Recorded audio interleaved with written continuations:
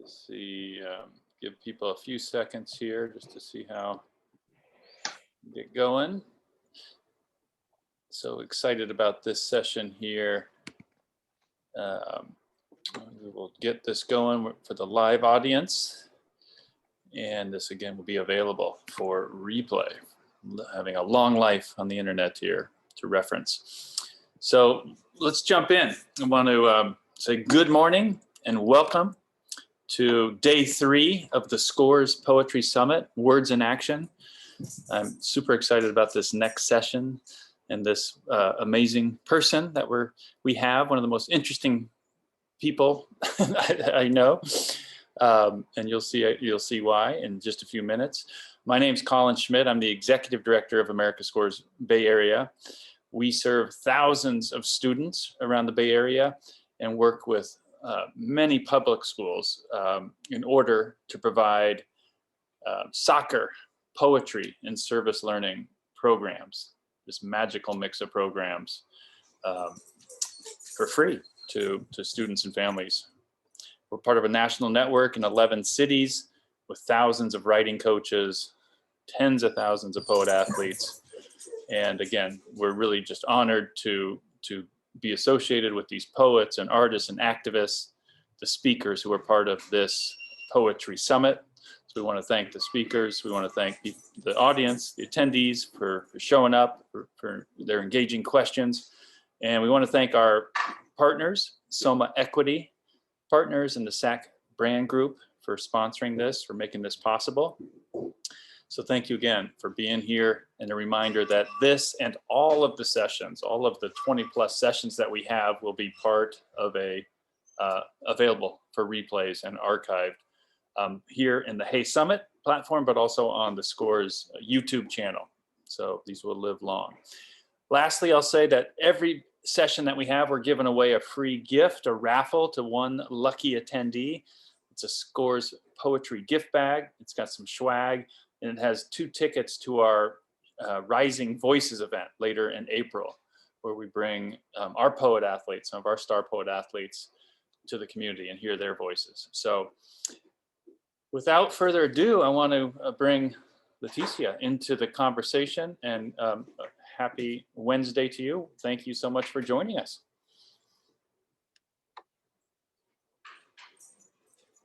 Oops, Leticia, I think we got you on mute.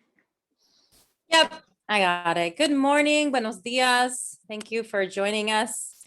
It's so weird. Can you hear me okay? Yeah, we're good. Okay, I think it's saying the host has asked you to start your video, but I have my video started. Is this like a meta moment? A meta Zoom moment? We've had many meta Zoom moments. I bet. All right. Leticia, let me just start by saying, for those that are meeting you maybe for the first time, that by just trying to capture a little bit, a poet, an author, an artist, a performer, an activist, an advocate, a mom, among a teacher, an educator.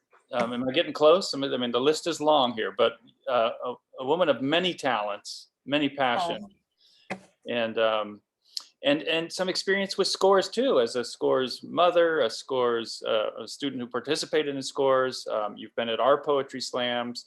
You and your son judged a slam at one point, but yeah, just to, if you wouldn't mind, just tell us a little bit about you and what we're going to hear today. Oh, that was really sweet. Thank you. I think I know the most important one of those is mother for sure. And yes, I've had many intersections with education, with America SCORES, with this city. And I was really excited to sort of meet and learn about this combination of soccer and poetry, one of the only sports I could ever really play somewhat decently. So that combination was pretty cool. But yeah, I think you said all the important things that to know about me. And today I put together some visuals, and I'm going to share some poetry around the ongoing issue of displacement and gentrification in San Francisco in the Mission, which I've pretty much been writing about all my writing life. And so yeah, so I'm going to share some my journey and the different intersections with you today. Fantastic. So we'll let you take us on that journey. I'll remind people that after we get this presentation of some of this important work that's going on, and the art that comes with it, the spoken, the written word. I remember a sing. I don't even know what to call it, but it was a sing-song poem about the mission. I don't know if that's on the agenda here, but that was really powerful. Again, combining artistic technique. So just a little plug there. I don't know if it sneaks in a little of that or how your voice is doing, but we'll see what we have in store. All right, and then we will invite people, right, to ask questions. You can do that in the chat. We'll come back to those after the presentation. We might share a screen if you're feeling so inspired for the attendees. So we look forward to your questions and that discussion that'll come shortly. Definitely, and stories, sharing similar experiences. So I usually don't do webinars, so that means that when I'm sharing my screen, I don't need to have my chat window open, right? Because we're not doing that yet, right? That's right. And if there's some sound or video issue, you'll just holler verbally.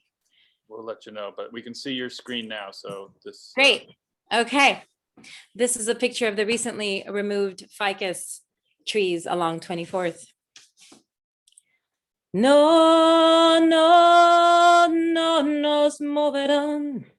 No, no, no nos moverán como el árbol firme junto al río. No nos moverán. Unidos en la lucha no nos moverán. Unidos en la lucha no nos moverán como un árbol firme junto al río, no nos moverán. Bienvenidas, bienvenidos, bienvenides. Good morning, buenos días. I thought it would be important to start my presentation. Well, it's always important to start with acknowledging the ancestral land that we're on and the struggles that are happening. They happen every day. A lot of the last year, people say, oh, what a year. And yes, it's been a really difficult time, but for some of us, the struggles are not new. And for some of us, the struggles affect us even more so, more intensely. So I'm thinking about our essential workers. I'm thinking about our injured elders. I'm thinking about the murdered Salvadoran woman, Victoria, in Mexico. I'm holding as much as I can. Welcome to La Mission. I would like to share a poem called La Orchesta De La Mission. The symbols are black lids closing on a crescendo of trash detailing the week's chorus. Audience member greets the morning by siphoning big bottle into little liquor to go plastic miniature because the day is speeding ahead and he needs fuel. The composer nods at the man wearing a rainbow pattern propeller hat who chalks a river of soft pastels on the possibility of blank pavement. The boy and I step over watery lines pointing the way. Echoes of conch shell reassure we are going the right direction, despite the constant stream of strangers. In the distance, the timpani keeps time with the bulldozers ripping up asphalt and recuerdo. The man who sleeps through intermission dreams about clean blades on his grass pillow, the green planting currency filling his pockets. Blinds raised and swaying curtains strum the man awake in time to avoid the percussion section, courtesy of the garbage truck. A resonating bass closes the arrangement, the abandoned couch remaining. Having found some cash in his sleep, the man offers to buy the audience member a drink on him. In alleyways with no room for single notes or solitary pedestrians, they compare notes about pretend money with a good exchange rate and empty bottles that overflow. Vecindad de paredes que cantan en colores de fuego y sol, brillando como las manos que tocan el Tambor, la orquesta de la misión, siempre samba, rica cumbia, el ritmo de estas calles, nacida en el corazón. So that's my first poem for you, welcoming you with the music and the spirit and the colors of La Mission. That poem was featured in this awesome book called Latinx. It's part of the Breakbeat Poets volume. I show it to you not as a shameless plug, because there is no shame in plugging your work, but because this is an anthology of so many incredible Latinx poets across the country. And I think it's just a beautiful treasure. And it looks like a piece of cake. And even though I don't eat sugar because I can't, it's okay. Don't suffer for me. I don't suffer for me. I can eat lots of other things, but I don't eat sugar. But this is sweet, right? All right. So going back a little bit, I want to share the last poem in my book, Mucha Muchacha, because it's a segue to my next book, Vecina, that's in the works. Despierta. Mission Street yawns wide under the canopy of breaking day. Breathless footsteps tax rickety ladder rungs, chase streams of light unveiling the horizon. Sleepy hands burning sage on tar rooftop, the day just barely born into my desert-dusted arms, wanting to hold a neighborhood hostage from itself. What a perfect mission these streets have become, shoveling out plots for graves, lots for sale, a concentric circle of conquest carving itself into a ground overcrowded with the whispering of ghosts. If I charge the children with painting poems, will you learn to feed yourself? Curl up from the crouching towards death stance you slag around the streets in? Cease the fire that barrels holes through the heads of young men guilty of nothing but brown skin, being on foot, no car to speed past the candlelit processing of their own untimely deaths. La Piedra del Sol down La Calle Valencia reflects light from a Chicana architect's plans, shines over open doors of a community learning space, comedores bearing plates steaming with home country recuerdos, connecting writers to the next verse, amantes to inevitable missteps. Prayers printed on the feet of danzantes resound through blocks where I learned how to make crying count, counted murals counting wars, cried close to corners where someone keeps dying for nothing, nodded while poet cantos sing truth into sense, calling each day to attention with the promise of sunrise and sanctuary. So everyone keeps talking about the changes. Everyone, well, not everyone, a lot of folks are talking about San Francisco as if it's dead and it's done. And it's hard on days like this when you're going to the grocery store and as far as the eye can see, all you can sort of process is the specter of a cement truck after cement truck after cement truck, and the cranes in the sky that are not the birds with feathers, just everywhere you turn, the construction, whether you're walking or whether you're driving or whether you're in a vehicle or whether you're just at home, and the sound coming through the windows of just pavement being torn up. It's hard not to think that, it's all done. And certainly things are changing, but there are many of us who are still here, still creating art, still resisting, still standing by our city. Sorry about that. All my reminders I like to ignore. So one of the biggest landscape-wise changes was that flagship Goodwill store, right? And just all of the symbolism of that coming down for condos. And so I wrote a poem called No More Stories of Goodwill and Chocolate. And before I read it to you, I wanted to share a snippet of this composer who put this poem to a classical music at San Francisco State. And this poem has a little piece of a Nuevo Canto song, which is a political movement, folk music that was popularized in South America and during the different resistance movements in Central America and in Cuba, of course. And so it was kind of interesting that this composer chose this poem. So here's just a snippet.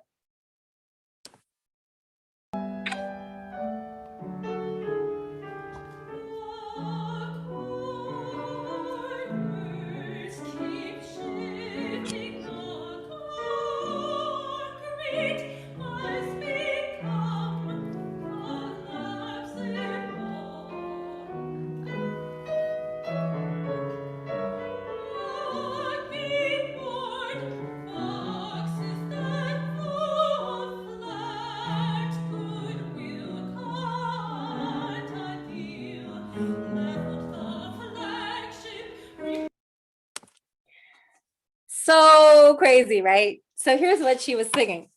No more stories of goodwill and chocolate. Cambia, todo cambia. Cambia, todo cambia. The corners keep shifting. Concrete has become collapsible. Goodwill cut a deal, leveled the flagship, replacing rows of used clothing with another sarcophagus, useful for burying remembrance. Shadows diving into donation, throwaway, free piles of secondhand they can't sell. New buildings growing, weeds of desperation embedded in plaster. Cambia, todo cambia. Backlog on Mission Street, regulars on the corner, their existence shoved into what fits a shopping cart, discarded by a city trading in charitable for craft beer and fine living. Revolutionary protests turned to broken people on foot, surveying the remains of a place once history broker.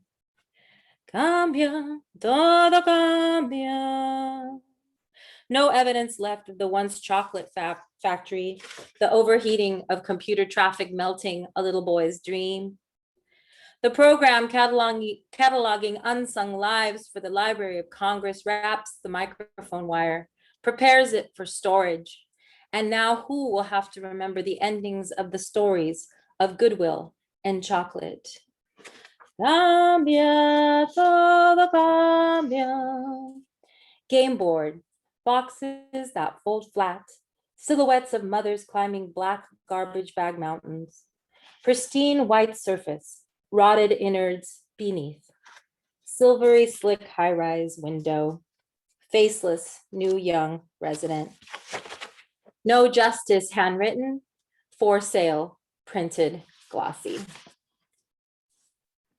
So, yeah, it's weird not to see people, but imagine you're there, you're with me. And so this is like the daily, you know, walking the dog or just at home. Now we're at home working, and there's, you know, the construction, the deconstruction, the mysterious fires, and then artists making art in those spaces as well. One instance in particular that really affected me was the taking down of St. Luke's. And of course, there's a lot of complicated reasons. Oh, wait, what's that? Ah, awesome. Thank you, Colin. There's a lot of reasons why things are changing, right? It's not always that someone has been evicted. Sometimes it's like El Mahawal, who put a handwritten sign in their window and said, hey, thanks for 20-something years of business. We're going to San Leandro.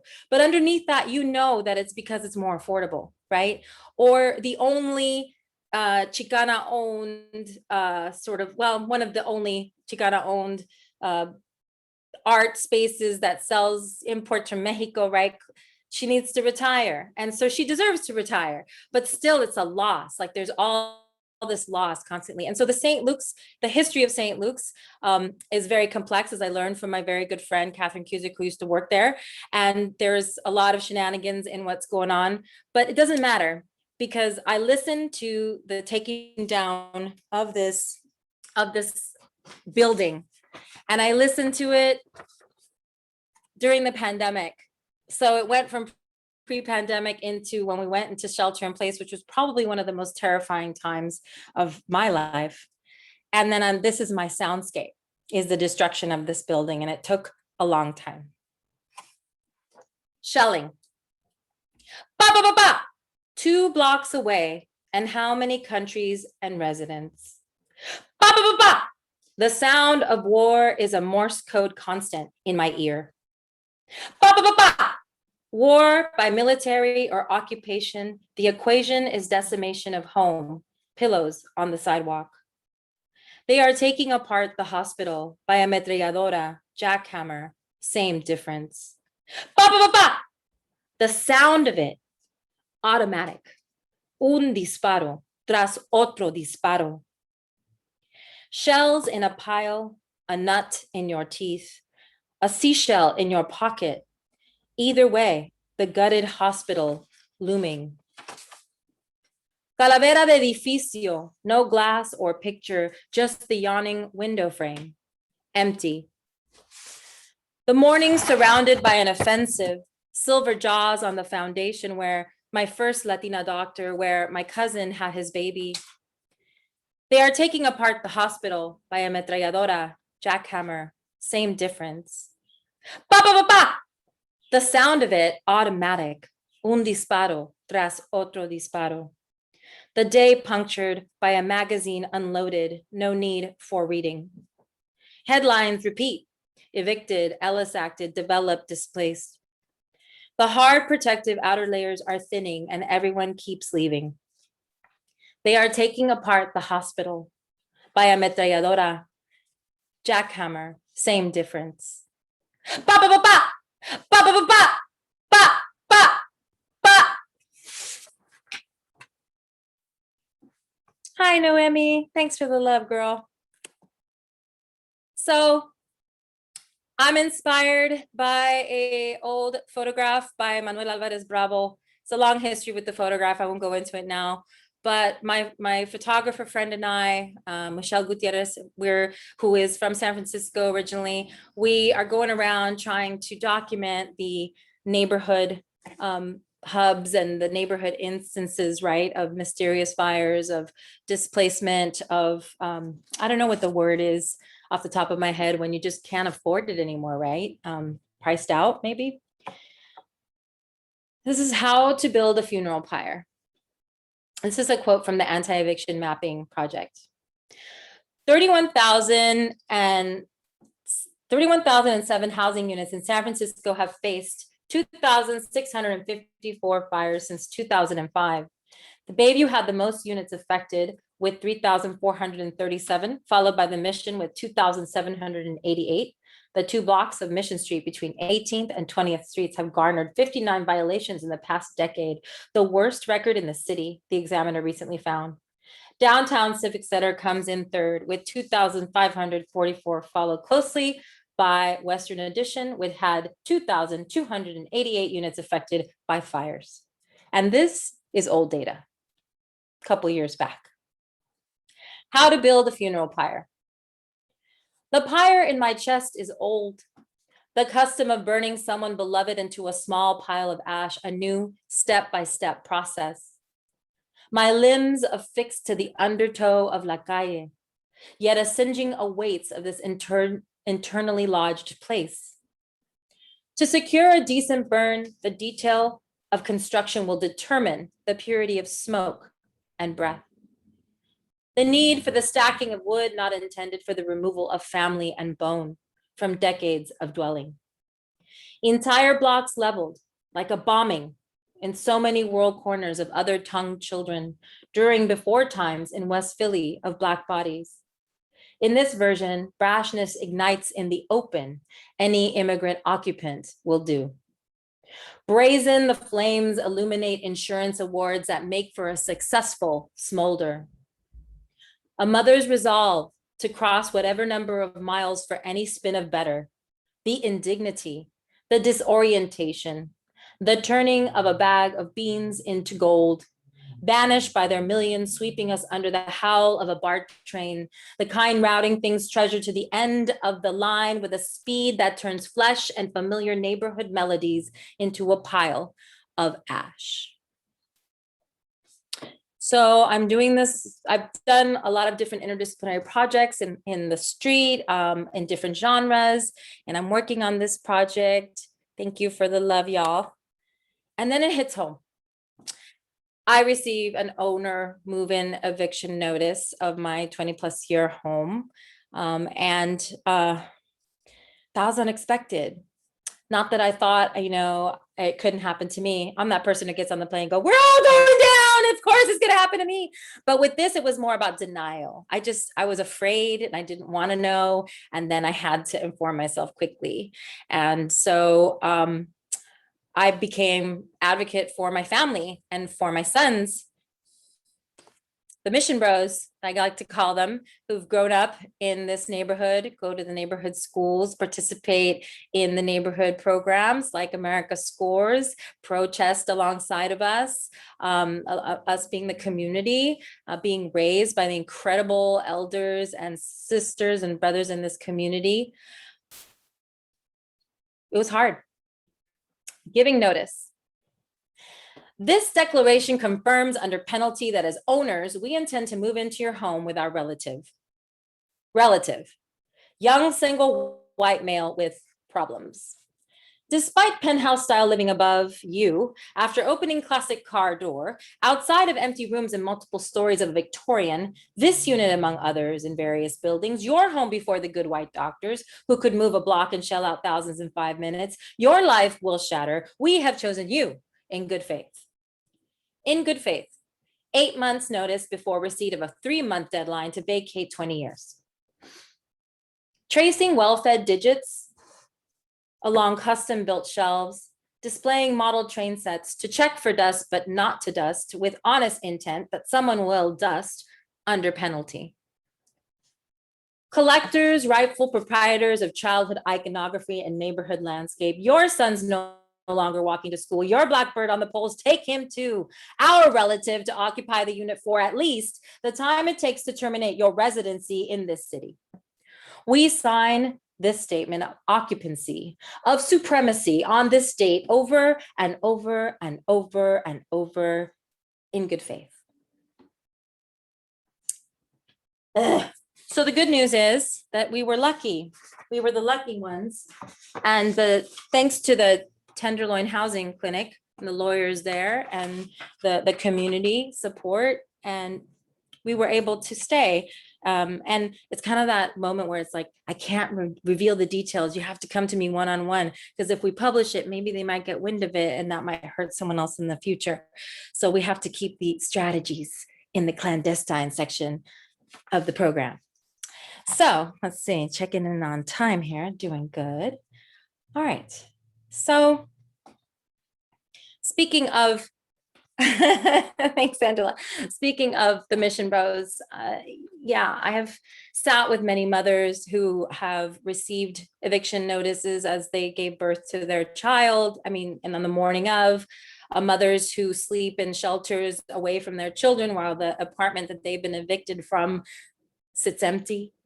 I live across from 2 buildings that are empty, with 1 building in between that's occupied, where now folks have unhoused folks set up tents, and the irony of encampments in front of empty buildings where property owners still manage to pay electricity bills for the light to turn on every night for the fantasy that somebody lives there, or maybe just for the you know, self-interest of not wanting the place to get squatted or, you know, damaged, whatever it might be. It's terrible. It's really terrible.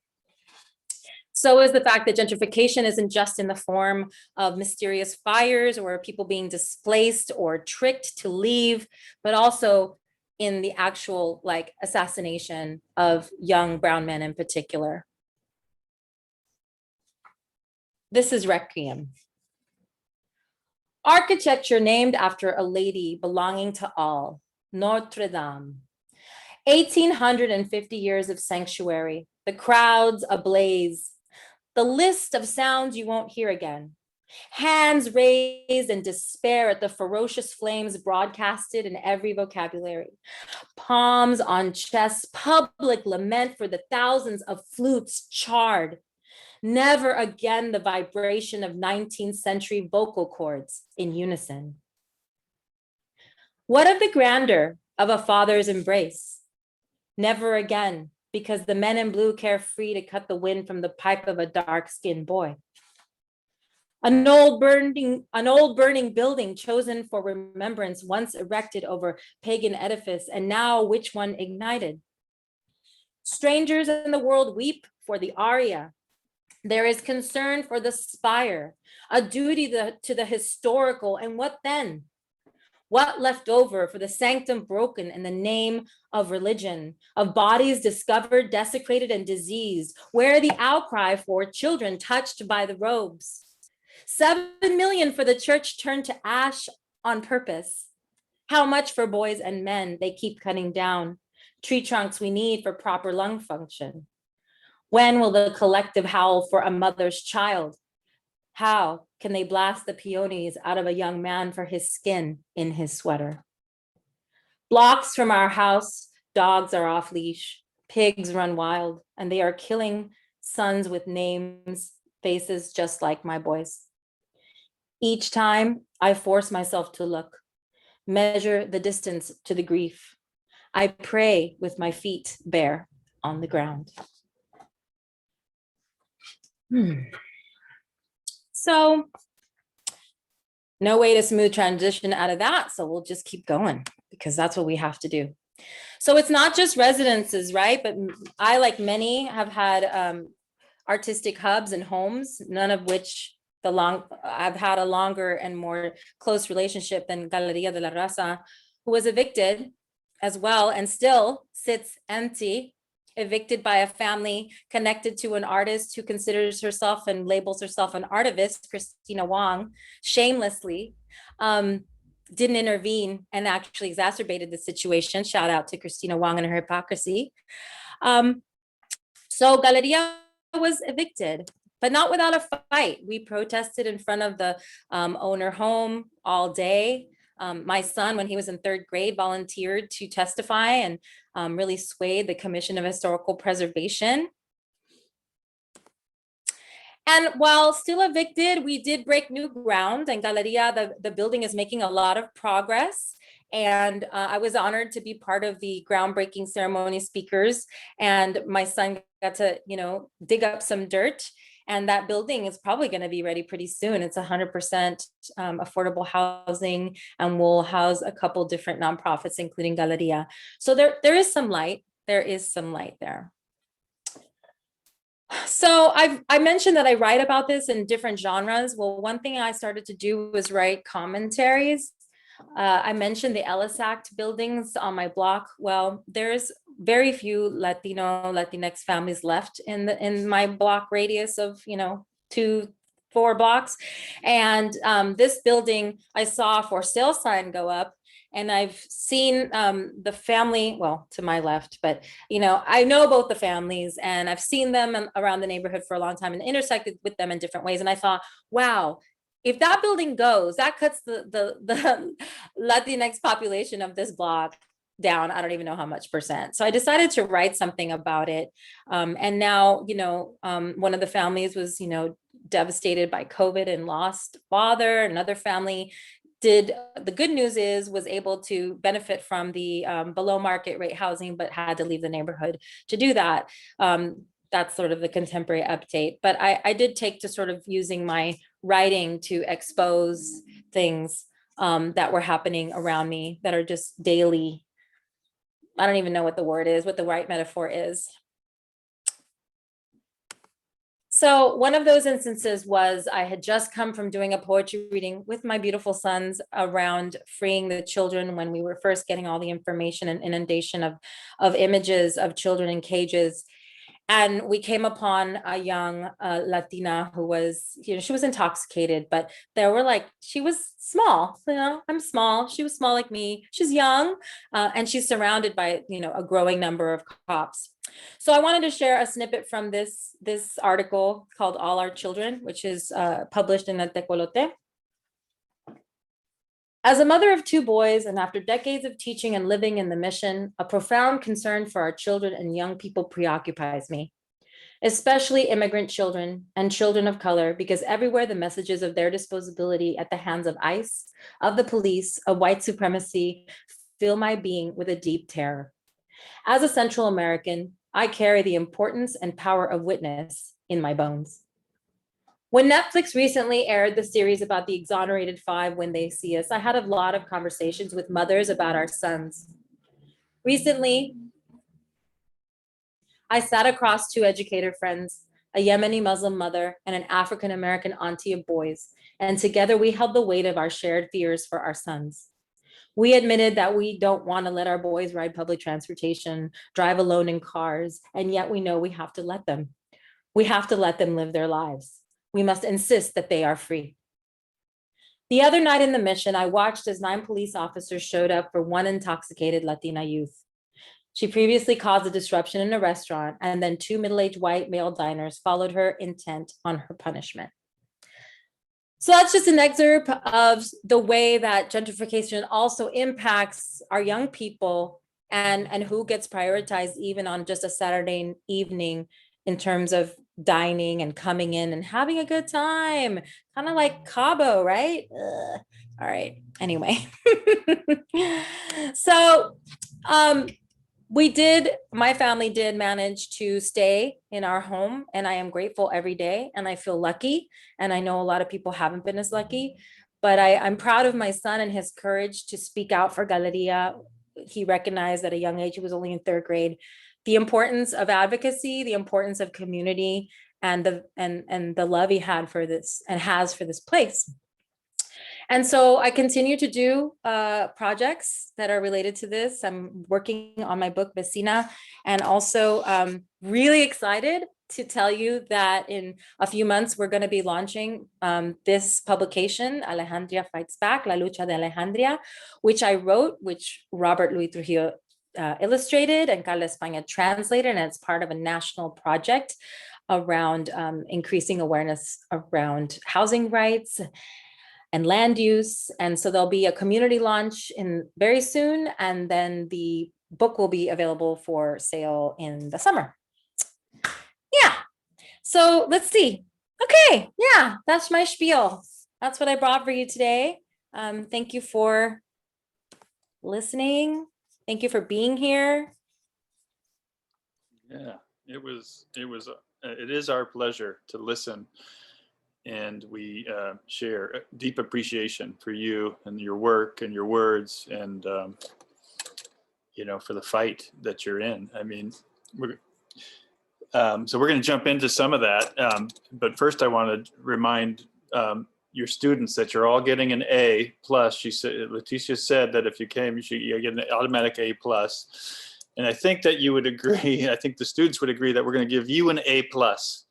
An A plus, plus. Not that we're. Woo! Okay, that's good. I mean, we're not, who are we to put grades on things? But that was really fantastic and very moving. And I think I think you just demonstrated the power of art and poetry to move people emotionally, to tell the truth. To to inform people what's going on, but to really kind of connect it in an emotional way, in a visual way, in an all senses kind of way, and it's just amazing stuff. So it's just trying to catch up to the conversation here, because there was really so much there. And then I guess maybe I'll just start with a question and then invite others into chat, and otherwise you raise your hand if you want to come in. But there's a lot of language of it's war, right? It's oppression, it's occupancy, it's assassinations, it's terror, the noises that you talk about. I mean, these are wartime noises, and it really comes, it really comes across that this isn't an inconvenience. This isn't, This is it's an assault. It's occupancy. So again, just want to let you reflect that that's what I felt, and really appreciate the depth of the struggle there in the way that I really hadn't before hearing and seeing your presentation. Even though I'm there, like, again, it just takes it takes that all that. I don't know. I'm just saying, I'm really moved by it. But what you started, and I want to just go back to this point. Here's my question. This presentation started about remembering the land that we're on here, the ancestral story of the land. And I wish, can you just, elaborate just a little bit on that, just again, to inform all of us, like what? Sure. I think, so I've because I'm writing about gentrification and displacement, and because like you said, it's war, and it's also just, it's the ghost of colonialism and conquest. And when I think of colonialism and conquest, because my people are from Central America and El Salvador, and I'm the first in my family to be born here, I think of the conquest of the Americas, right? And of Hernan Cortez and of that moment, right? And then now I'm a guest on this land. I'm the daughter of immigrants and didn't have a choice about being here, and I'm here now. And so I'm just trying, as I write this book, trying to educate myself more around the ancestral, like my ancestral land is El Salvador, like Cuscatlan before El Salvador, a land of the jewel. But here we are, getting more access to language and information around different movements that are happening, like land back, and also just the importance of the very basic thing of acknowledging like whose land we're on, right? Because back in the Chicano movement, there was a lot of language around this was Mexico first, right? And it's like, actually, it's more, with much, all respect to the veteranos and the OGs are going to want to come for me. It was much more complicated than that, right? So, I'm not an expert, but I'm trying to learn more and be conscientious. And I put the land acknowledgement with a visual from mission artist who also has dealt with fighting eviction, long-term mission activists and artist Fernando Martí, who we swapped those stories when our families were going through it, next to an old poster of US intervention in El Salvador as a way to connect how my family arrived here. So my family was fortunate enough not to be refugees, but did not by any means escape the impact of coming from a place at war, not being able to go back, being separated from our family, and then the very common struggles of immigrants and gang involvement, substance abuse, violence, and so when I often talk about the uncles that I lost, and a friend of mine, a Nicaraguan friend, asked me once, "Oh, did you lose your uncle to the war?" I said, "No, he was killed and he was a drug addict." And she said, "Right, so you lost your uncle to the war."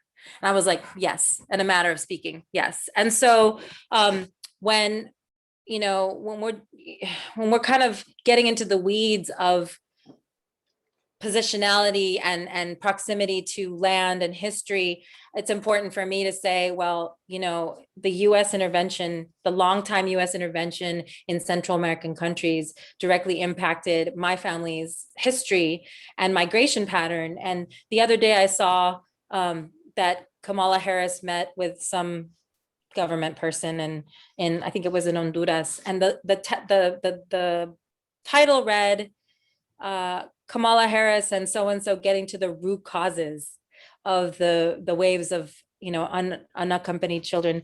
And I'm like, come on, y'all, the root causes for real though? You are the root cause. The US government is the root cause, and intervention and all of that. And so I just needed to complicate that because my parents, came, they were teenagers, and my mother was already pregnant with me, and they were headed to San Francisco to live that hippie life, to join my uncle, who is the reason I ended up in San Francisco. And they had to stay in Los Angeles because my grandmother wasn't having it.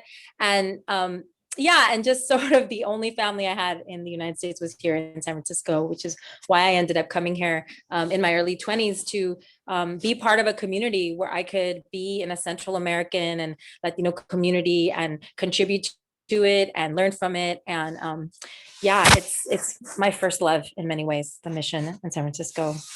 Yeah, the mission in San Francisco is lucky to have you. There's so many lines that I liked in your poems, but that concentric circle of conquest. I think that really describes a lot of what's going on, and the burying of remembrance. And again, I think your art, your poetry, helps us understand and helps us remember things that are disappearing, things that are changing. So we appreciate you for that, keeping us remembering. Tell us a little bit about your community of authors and activists. I'm kind of curious, who inspires you, who you showed us the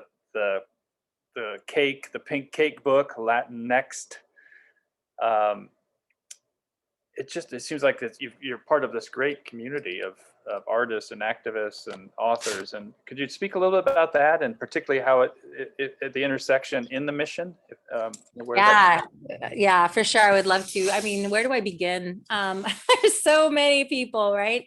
I think that's what I came here for. And that's what we're so lucky in the Bay Area to have, is this really intergenerational community of artists and of writers. And the mission itself, in terms of its artistic, political, and literary history, is an institution, a radical grassroots institution. And that is where I have received my training. I've grown and developed and experimented and received support here in this neighborhood and in the city.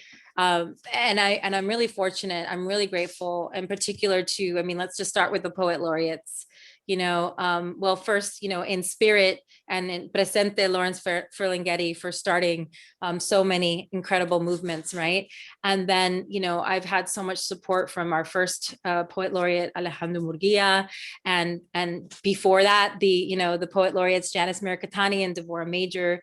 Devorah Major in particular has been a really consistent, supportive mentor, giving me opportunities, giving me advice, just in so many ways. I'm so grateful for Devorah and Opal Palmer Adisa, a creative partner of hers, inviting me to their classrooms and just modeling for me what a woman of color can do, and be. And then the visual artist too is not just I have to mention Jack Hirschman too, who is just such an incredible treasure in our city. And I just remember the first time I was in a reading that he was around, and I was just like, oh my God, it's Jack Hirschman. And now I'm like, I call him up on the phone. Hey, Jack, what's up? So it's a small community. You become family quickly, and so you get, in the mission, you're lucky to have neighbors like Esther Hernandez, one of the most famous Chicana artists, or have the privilege to interview the master maestra muralist Juana Leticia, and learn from her and become her friend. And and then there's the activists too, right? Like the pioneers, the political prisoners, the incredible heroes like Olga Talamante, right? And so just all these folks and so many more have held me up and taken care of me and taught me, and there's it's not a roll call. I'm sure. I could go on. I could definitely fill a couple pages of books with all the people I feel indebted to, grateful for. And so, and it goes both ways, right? I teach at San Francisco State, and I try to really build relationship with my students and give them opportunities and bring them into my life as much as I can, and bring them into projects that I'm doing. And I've been doing that since I taught art and poetry at Horace Mann, which is now Buena Vista Horace Mann, or since, I submitted work to the San Francisco State Chicano periodical, Cipatli, right? So lots of ways that both I have had support and that I offer support. I want to say though, in this last year that was so difficult, I lost a lot of work, a lot of contracts, both in my racial equity professional development work that I do with a local organization, and then also as an independent artist. And I will say that the city, and I'm crediting the arts leaders in particular, not any particular politician, but the arts leaders, the Arts Commission and Yerba Buena Center for the Arts, who has recently become my latest artistic home for the past several years, and especially this year, really had, at least I speak for myself, had my back. And I feel incredibly honored, lucky, and just inspired by that. That's really great, when institutions have the courage to look at themselves and say, hey, we need to change things, and how can we help our people, which are the artists, right? So I could go on and on about all the people I appreciate, but I just, all the elders, and then being able to give back to elders as well, someone who's been very special to me is Dr. Naomi Quinones, and she and I have intersected many times, and she was someone I saw read poetry in 1992. So that's how far back it goes. I saw her and I was like, I want to do that. And so, and now she's part of the YBCA 100 programming with me. And that's happening this Saturday, the summit first time ever being public. It's virtual. It's really exciting. And I could just keep talking because I had a lot of coffee this morning. So I can keep talking about all the people I love. And that's not even the folks, in DC or Los Angeles or, Minneapolis or Texas. Come on now. Or El Salvador. A big community.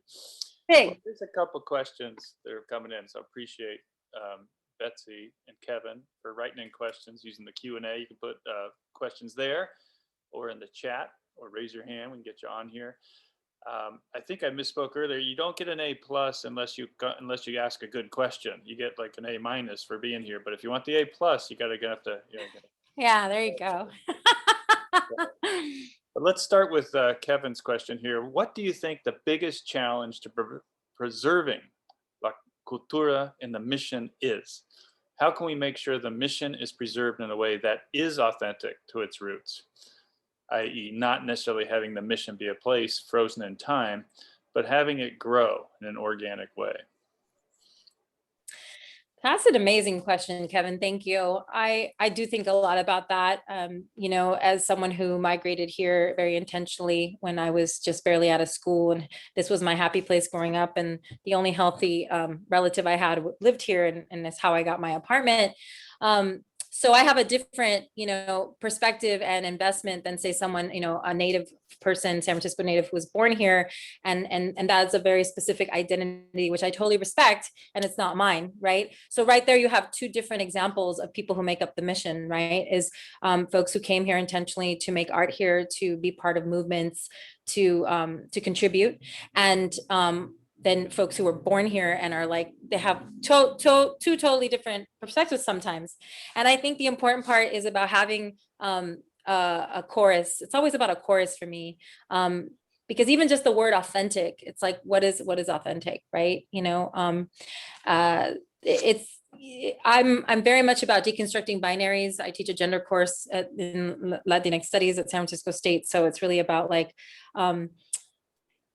yes, of course. Yes. It's in quotes for sure. And so I think it's about understanding that like there is a history, there is a sort of like vintage classic image you can put down and a poem or a story or a moment underneath it as the caption. And that's like along the timeline.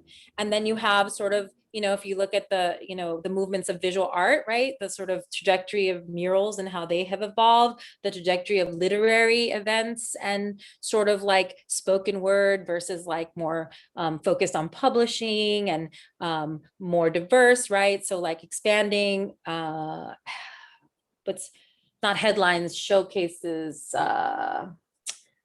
lineups. And expanding lineups so that it's not just like you expect to see Latinx folks on a lineup in an event in the mission, but really connecting with other parts of the city. And so I think that's all the kind of efforts I've been involved in and trying to just sort of plug in at different places. So there is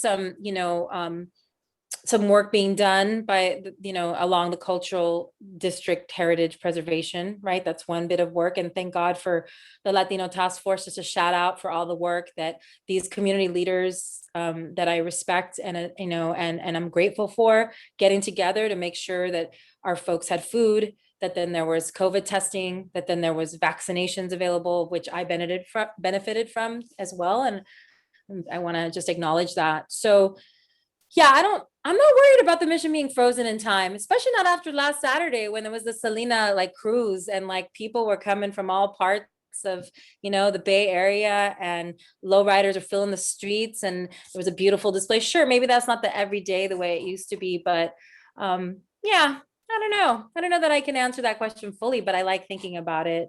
Yeah. And I love the idea of thinking about growing in organic ways,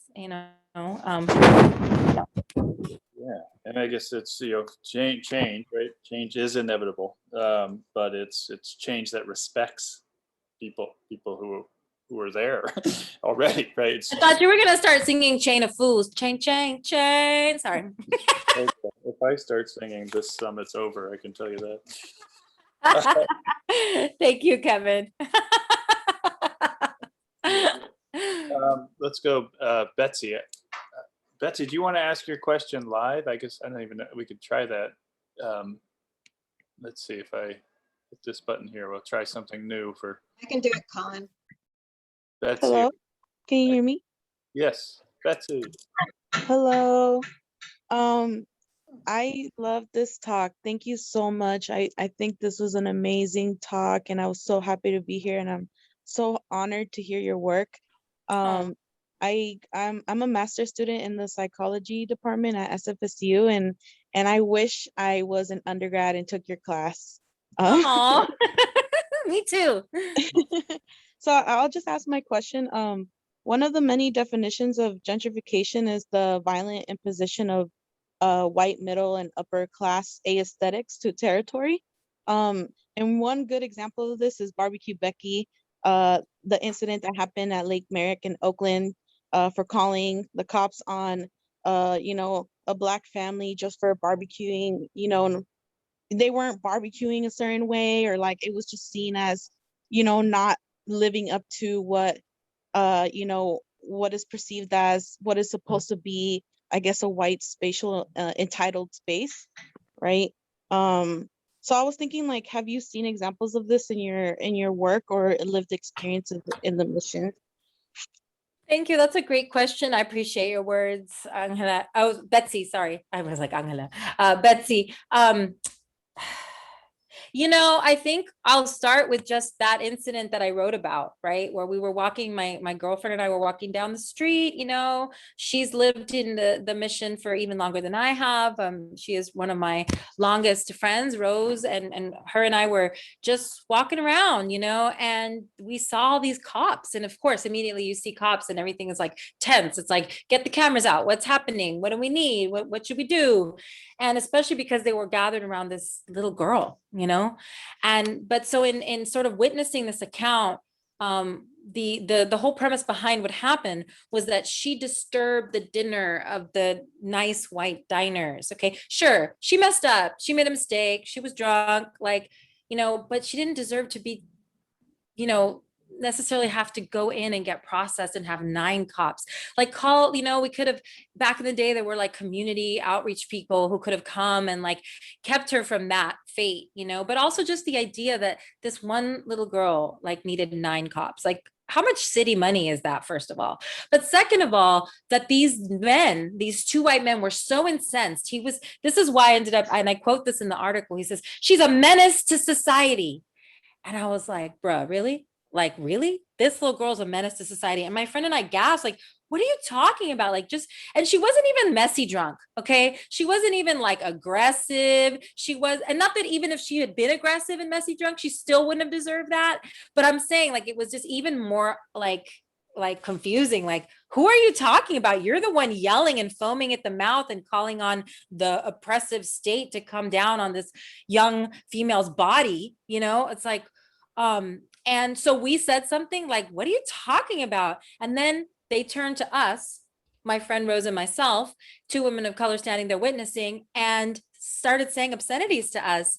And it was like, wow, like from one minute to the next, it's like, we're all guilty, right? And this is our neighborhood.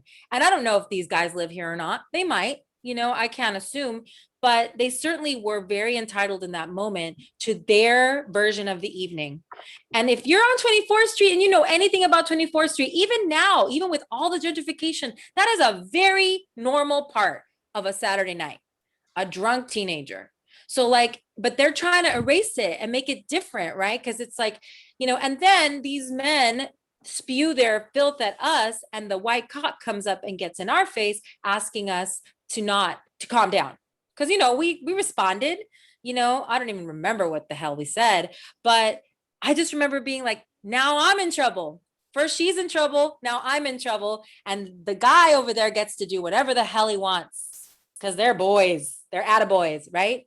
And he tells us to calm down, and he says, don't escalate. And so I can actually hear that. I'm like, okay, he's right. We shouldn't escalate the situation, especially because there's this white cop in my face.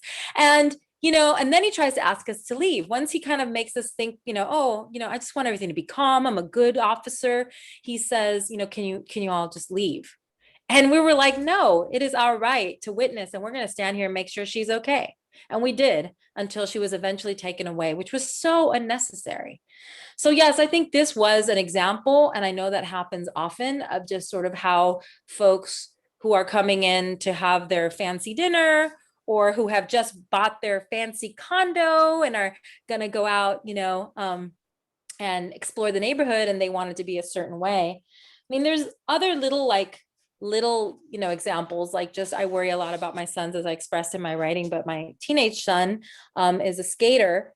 And one time a lady called the police on him and his friends just for skating around, and like, there's like a driveway, a big long driveway in front of Parque de los Niños, like connected to some garage. It's not anybody, it's just a driveway. It's a slab of cement. And the three of them were there. It's not even close to any houses. So this lady had like walked by, and I don't remember the details, but I just remember that she called the cops on my kid for being a kid in the neighborhood on a skateboard with his friends. And when the cops told him of the description, said, yeah, I said it was his two curly haired boys. So it was like him and his Filipino friend have the same long curly hair. And it was just weird. It was like, I don't know. It's just, it was just bothersome. It was like, why can't my kid just chill in his neighborhood without being bothered? He wasn't bothering anyone. So yeah, I can think of examples of that. And that's why all the work we're doing is so important. And that's why I had the courage to lay on the ground and do my crazy performance art as techies and crazy people just walk by ignoring me, because I just want to interrupt in some way. And I think, there's a lot of beautiful murals going up. Lucia Ippolito, among others, has been putting up some incredible work. There's an incredible mural above Calle 24 that, continues to resist. So I'm in great company. I'm by no means the only person doing this work. Well, Leticia, we to wrap this up here. We'll give you a chance for a final word here. One of the things I hear often is this idea of poet warrior. You are the poet warrior, and you inspire us with beauty and playfulness, and with serious subject that you've talked about here today, gentrification and the occupation, and the serious stuff that happens there. So it's you're a brave voice and a courageous voice and a beautiful voice. So again, we can't really appreciate you enough for everything that you do and for sharing this session with us. We will be promoting it far and wide. These are stories that must be told, and we really can't wait for your book to come out. We want that in the hands of every Scores poet athlete. So we're going to figure out how to do that. But tell us, maybe just tell us a couple things. Well, the book or any other events you got coming up. Just last word from you. Sure. Thank you. That was so nice. Thank you. I really love America Scores. And, I really do try to, on top of all the work I'm doing, just sort of collaborate and support my son's schools and the organizations that I hold dear. And America Scores is certainly one of them. And one of the few left. So a big part of my year has been participating in a fellowship, part of the YBCA Yerba Buena Center for the Arts 100. I'm very just super humbled to be part of that summit coming up this Saturday. It's at 11 a.m. and there's information at ybca.org on how to register. This summit is not usually public because they only have a certain amount of space in the building, right? So this is exciting because it's going to be virtual, but not just on Zoom, but it's going to be on a different platform called Oye. And it's a beautiful kind of creative answer to Zoom, created by a Black-owned tech company that and many I don't know what the right word. I don't want to call them techies, like tech experts that are people of color. That's coming up on Saturday, and I'm excited. I am part of the programming, which is a huge deal for me. Really excited to have that honor. And so I did something a little different. I did like a visual poems. It's like we're calling them offerings. So that's something I'm really looking forward to. In terms of the book, the children's book, we're doing a community launch in this coming up next month. We're starting, and definitely want to talk to America Scores. Because it was a grant funded and it's a national project connected to action, we are going to first start by, giving out, a certain amount of books for free for folks who are interested in it and need it. There's going to be a website that connects readers to resources in case their families or their communities are dealing with issues of displacement and, eviction threats. And then in the summer, it'll be available for sale. And the Feminist Press does have a pre-order link, and it's, the more pre-orders we get, the better it is for us. So on both fronts, that's what's coming up, and I'm super excited about that. And yeah. All right. Well, we're taking lots of notes here, and I see Yuri's joined us. So Yuri, I hope you're taking notes. Yuri. I gotta keep this close here. I want a little shout out to Yuri, because Yuri is the person who brought me into the organization, and I'm very appreciative of that, and it's great to know that you're still around. Oh yeah, he's our champion here, our poet champion, poet soccer playing legend. All right, and I'm just going to remind people as we drift away here that we've got a few more good sessions coming your way. Again, these will all be available on replay if you can't make the live sessions, but you mentioned the poet laureates. We got Tongo coming back on at 1:00, and he had a session yesterday. I just got to say that this was not a G-rated session it wasn't even PG really, but he had an amazing group of author activists on sharing some of their work, and it's called The Fire and the Word, and it was really powerful. So that's in the replay section of these, coming back on live later today. We also have some of our all-stars here from the scores if people want to know more about that. And this is interesting, talking about poetry and place. This is about Iraq and the destruction of the literary culture, the place there with some amazing folks who are keeping that story alive. The Al Mutanabi Street Starts Here project, a global project now, based on a destruction of a place. So anyways, and the fun continues on. So we invite people to come back live and or see the archives. We'll send you out that information. So that's it from us for now. Leticia, thank you again. We look forward to seeing you in person this Saturday, whenever we can see you again. It's great stuff, and we're really looking forward to the book. So thank you for Thanks, Colin. Thanks, everyone. Pleasure to be here. All right. Have a Ciao. good one.